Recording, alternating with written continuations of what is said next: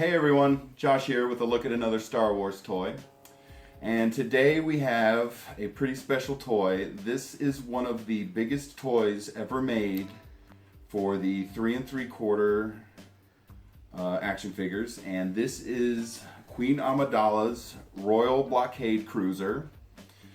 And it is a giant playset that it all disassembles, and I'm going to show you guys that in a second. And these are all the figures that are compatible with it, that are in the same toy line. Now the figures do not come with the ship. When you buy the ship, the only figure you're going to get is this little red droid here. He's the only one. The rest of them are all sold separately. And you'll also, when you purchase the ship, you'll get the Vulture droid, because the Vulture droid is also a remote control, and I'll show you guys how that works here in a second. And first thing I'll show you is we're going to start looking at the ship here, and I'm going to show you how the main part opens, which is right here. And what you do is there's a little lid, and you just flip it up, and you can see in here there's a little ramp, and I'm going to turn the ship a little bit. You can also see the Queen's throne is in here, and the throne is actually removable, and that's what it looks like. It's just a little plastic seat. There's nothing to it. Okay, and then next you're gonna have the ramp. This is the ramp, how they get in and out of the ship, and it's just sitting in there, and the bottom of the ramp is actually an outer piece of the hull right here. And so all you do is it just lifts up, it totally comes out, and you extend the ramp out. And I'm gonna move some of these guys out of the way, and it connects to the side of the ship, and there's your loading ramp. So we'll grab the Queen here. I'm gonna take her off her stand, and then she can walk up the ramp, get in, and if you want, you can sit her in her throne. But we're gonna keep going from there, because due to her, the way she's wearing robes and stuff, she don't really sit in there real well, or this actual figure, but we'll move on from there. Okay, so the next part you have of this vehicle is this main top part of the hull actually opens up. And so what you're gonna do, I'm gonna go ahead and take the ramp out of here, get it out of the way, and move some of these figures, because this thing is pretty big. And so what happens is the whole upper part actually swings open. Okay, and then after that, the whole thing, this whole upper deck, you just pull on it. There you go, and it slides out. And then you can see there's chairs that fold down for when you close the lid, but this is where the crew sits. And if you look, you guys gotta give me a little bit of a break on this, because this vehicle is 18 years old, so some of the stickers on the floor are starting to peel up a little bit. And another thing that's comes with the ship is this is one of the little droid cradles that, if you remember, when all the droids were activated, when they were under attack, these guys kind of sat under here like this. Sitting there isn't the best fit, but he goes in there. Okay, so there's a little tiny droid cradle. It doesn't really do anything except hold the droid. And it only came with one, and you can fit R2 in there if you have an R2 figure, but that's what it looks like. It's just a little cradle to put an R2 unit in. It's nothing special about it. Okay, and then the next thing you have here is you take the little droid, and if you remember in the movie, when the ship was under attack, the droids shot into this. If you look closely in the ship, right here is the little droid elevator. So you slide your droid in here. Actually, sorry, I'm doing that wrong, because the elevator goes in two positions. You can put the droid in and pull it down, and it's kind of hard to film, but the elevator actually, I'll turn the ship up a little bit, and you can see the elevator comes out the bottom of the ship, and you can get your R2 unit to the ground. Or what you do is if you come back up to the top of the ship, and once the elevator has to be in the down position, but what you're going to do is you put the R2 unit in, and then you raise them up. Oh, well, here, it looks better if you do it with the lid closed. What I'm going to do is close the hull, because that's how it's supposed to work. All you're going to do is you just push in, and the whole thing slides. Okay, and if you look right here, you'll see a little trap door. And when you push the elevator up, whoops, there we go. Well, the R2 unit's gonna pop out. And if you remember in the movie, they came out of the elevator and they would roll around on the hull of the ship to do repairs. And if you look really closely here, you'll see there's a little tiny button. And underneath, there's another button. And what I'll show you that in a second when I flip the ship over, but it's kind of difficult to film both sides of the ship at once. But what you have is there's a little tiny ejection button here, and you sit the droid so he's on top of it. I gotta get his feet out here. So what you're gonna do is you put the droid so some part of him is over that button, and underneath there's a trigger, and when you hit it, he makes sound effects. It's supposed to actually kick him off the... But to restart it, what you're gonna do is you push the button in, and the button activates a sound effect that is part of the ship's electronics. But what you're going to do is find some way to put him under the button. And you remember in the movie they were getting blasted off the ship. So what happens is you pull the trigger and it blasts him off the ship. And you reset it, you just push down and it'll stay down. And so another thing I'm going to show you that comes with this ship is this. This is the Vulture Droid / infrared remote control. And this Vulture Droid actually came with the ship when you buy it. It's part of the package. And it's just a basic Vulture Droid. It doesn't really do anything. But you'll see on the bottom there's a hole where you can insert it onto the top of this remote control. And what this remote control does, this comes with the ship as well, and there's a little trigger here. And when you pull the trigger, you're going to see a little light up. And that is actually shooting out a little infrared beam. And if you look here on the ship, you'll see another little tiny light bulb that's in the hull. And that is receiving the infrared signal, and I'll show you what that does. So what you're going to do is you put your Vulture Droid on here, and he doesn't have to be on here for the remote to work, it's just for looks. Turn the ship on, and there's 4 little buttons on the back here. Okay, and you hit the one right here, it's on the far left, so you hit this button, and the whole ship is turned on now. And so, if you film this area here, what you're gonna get is you come in with your Vulture Droid, and you shoot the ship with the infrared. Okay, and you can see it's lighting up under there. You shoot it 3 times. That's once. There's twice. And it's gonna make sound effects. Now when you shoot it the 3rd time, you're gonna get the hull to explode. Now watch this. That's 3.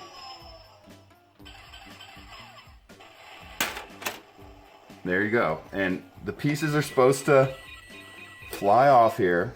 And there's two little loose pieces of the hull. They're like little puzzle pieces, and they're supposed to pop off. And then you have your battle damage.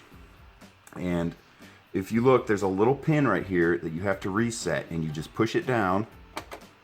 And when you shoot the infrared trigger at the ship again, you're gonna see it all lights up. And do it 3 times. This is 2. And after the 3rd time, you'll see this little bead right here, this little nub is going to shoot out.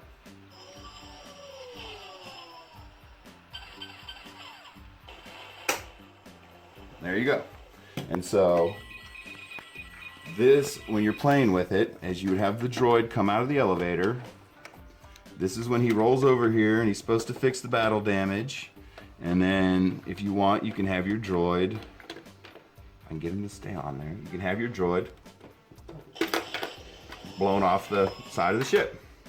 And you can see there's little lights in here, and there's little simulated battle damage, and there's stickers on here that is supposed to simulate the battle damage. And over time, there's supposed to be one here and here. I've lost a couple, but once again, this is an 18-year-old ship, so you have to cut me a little slack on that one. Now, if you look at the back here, you'll see there's a set of 4 buttons. Now, this one turns it on. This is just extra sound effect, the other sound effects. So you have blaster effects.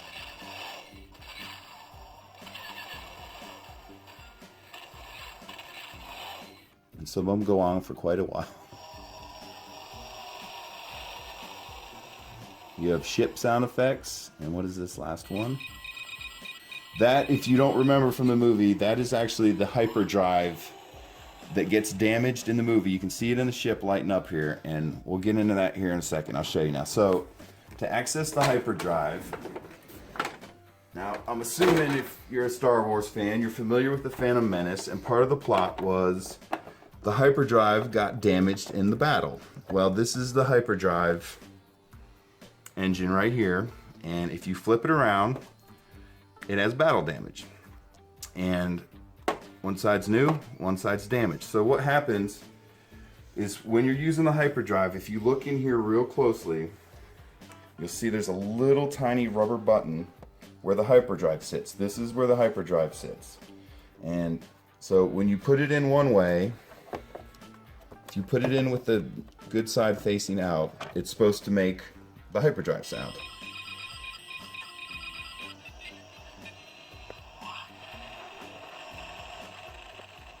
Okay, so that was supposed to be the simulated sound of the hyperdrive, them launching in the hyperdrive.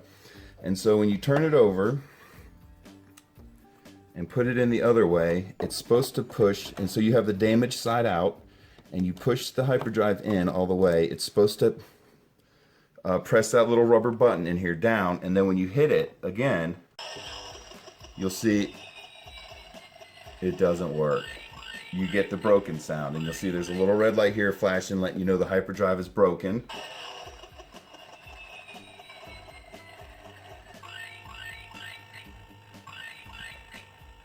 Okay, and so then if you turn it around, just to show you the difference, this is the good side, and what happens, there's a little hole cut out on the bottom of the hyperdrive, so it lets this button stay up. So then when you push it with the new side out, the hyperdrive works.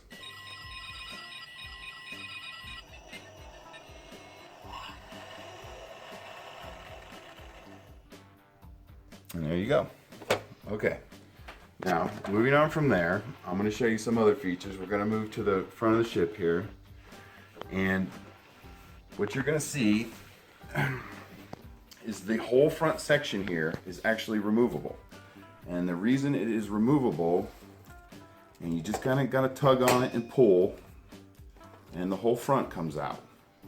And this was not in the movie. This is just something that they did for the toy to fill the front of the ship, I suppose. But what happens is the whole front actually opens.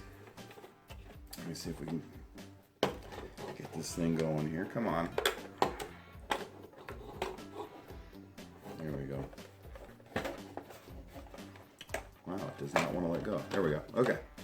So the whole front opens, and this front part comes up, and there's a little shuttle in there. And so if you look at the top of the lid where it's connected, you can take the front, and it's a little ball joint, and you can actually spin it around. And then what you have here is a little shuttle. Now this did not appear in the movie. Oops, I just lost my missile. Push that back in. Okay, so I'll show you what this looks like on the inside. It's just an empty hole with some stickers on it. And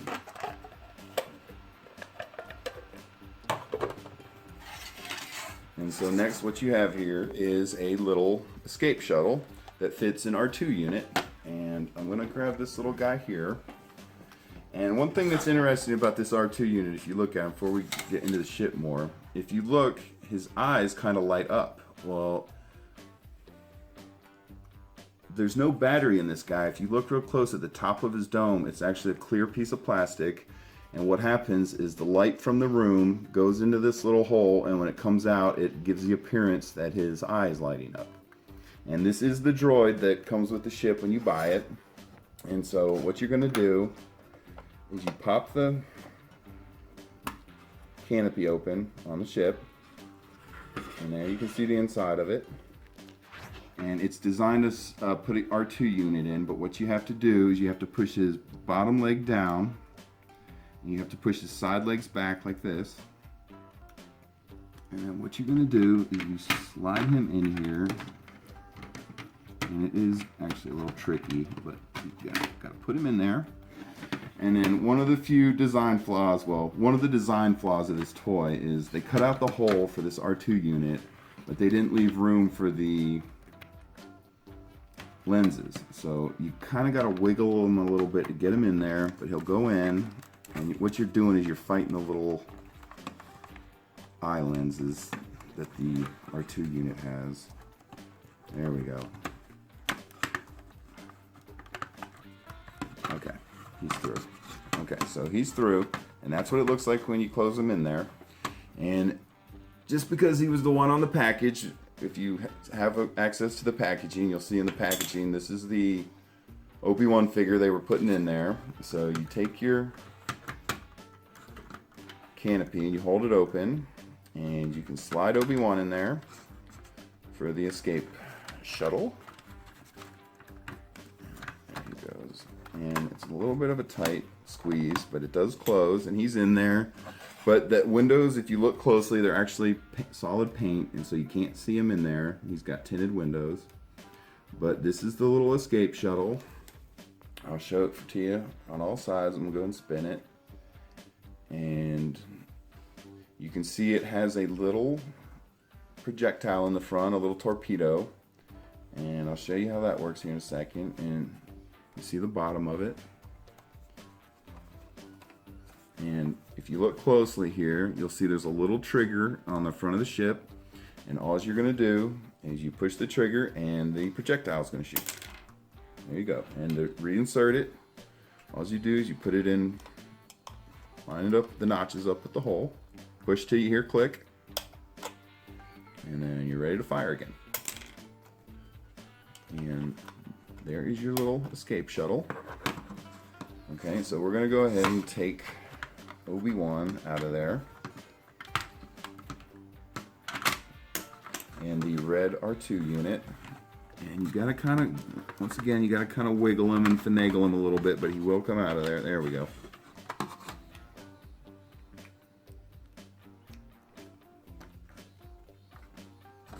Okay, you want to close the canopy again. Take the front of the Queen ship, open it up. The escape shuttle fits right in there. Doesn't connect with latches or anything. It's loose, but it fits in there. And then once you close the lid, it stays in there just fine. One of my other complaints about this toy would be, if you look closely here, this is how the front of the ship is attached to the rest of it.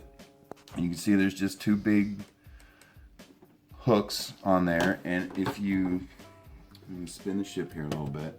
If you look, this is where you insert it, and there is just two little latch things in there that are spring loaded, and that's all it is. So there's no buttons or anything you push. You just gotta kind of take this thing and you stick it in there, and you kind of wiggle it back and forth till you hear click. And you'll see it has a little bit of droop in it. So if you do decide to purchase this thing, understand it isn't perfectly designed, and if you decide and you're picking this up and you're moving it around, it does fall off pretty easy. It doesn't take a lot to knock it off. But if you're just putting it for display in your house or your room, it's fine. It'll stay there. But you're not going to run around the house with it and anything like that. And I think that may be everything. Now I want to get a little bit of a filming of the, I guess this would be the cockpit of the ship, but this is the chairs. And the reason they fold back is because if you try to close this lid, they sit too high.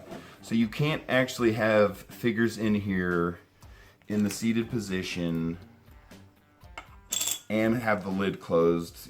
It doesn't work that way. But if you put the guys in here and you try to close the lid, it doesn't close all the way. You'll see here it's kind of, it doesn't want to latch. But I mean, it kind of works, but it's not. But the other thing, so if you're just using this thing to like maybe store your figures or something, I'll show you another thing. These seats are actually removable. There's a little clip on the bottom of each seat, and there's a little bar there that the clip snaps onto. So you just push till you hear click. And so when you're putting it in storage, you just push all the seats back and they go into a, see, stubborn. There you go. They go into a little folded position so you can close the top and everything. Oops, did another sound effect. Okay. And I believe that is everything that the Queen's Royal Cruiser does. Let's see if we can get it all put back together. I'm gonna, this is just a little R2 unit cradle. I'm gonna put it back in there. Close the lid. And if you want to show you, I'll show you how these pieces assemble on the hull. But before you can put them down, you have to push this button down. And you push it down till you hear click. And then you'll see this one fits in first. And then this little piece inserts here. And to be honest with you, this is another design flaw of this ship I would complain about, is these pieces don't stay on here real good. If you just shake the ship a little bit, you know, they'll come off. But still, once again, if you're just displaying this in your house or your collection, this works fine. But if it's going to be an active player, something that you are going to be playing with or letting your kids play with, just be aware that it's got a lot of loose pieces. And so let's go ahead and reinsert the Queen's throne. And it doesn't snap in or anything, it just sits there. It's loose. And we're going to take the ramp. This is where they had the Jedi battle in Tatooine. And once again, this thing does not snap in or anything, it's just sitting here. But the bottom part of the ramp is actually a small piece of the outer hull. So you got to be aware of that as well. And then when you shut it, so it does totally encase itself and all the pieces close up, but just be aware, like this trap door is a loose fitting thing. It doesn't snap or anything, it just is free swings on a hinge. And this is once again your elevator access for the Droid elevator. And I'm going to go ahead and take these pieces off real quick, because what I want to show you guys is what this thing looks like underneath. And let's see if I can pick it up with all the pieces out falling off. But there you can see the landing gears. And there's the little speaker box next to the one landing gear. Here's the Droid elevator when it comes out. Let's see if I can set this thing down. Okay, and so this is when you want to have your droids come out of the ship on the ground. This is how that works. And there's no buttons or motors or anything. It's all done by hand, so sometimes it gets a little bit stiff. And I'm gonna go ahead and flip it all the way over. And here is the button I was showing you that is the actual trigger mechanism to launch the droid off the battle damage. And finally, one of the other things that you're probably looking at the tips of these things, and what these are flexible rubber. And just over time, sometimes they don't stay straight, or if you stored it wrong or it was packaged poorly. But it's just flexible rubber, and it's so kids don't stab themselves in the eye or anything like that. But that is pretty much it. My hyperdrive fell out here, so I'm gonna go ahead and put him back in. I got my R2 cradle. Okay, and I think that is everything the Queen's Royal Cruiser does. There we go. All right. There it is, everyone. The Queen's Royal Cruiser from Star Wars Episode 1, The Phantom Menace. And thanks for watching, everyone. Bye.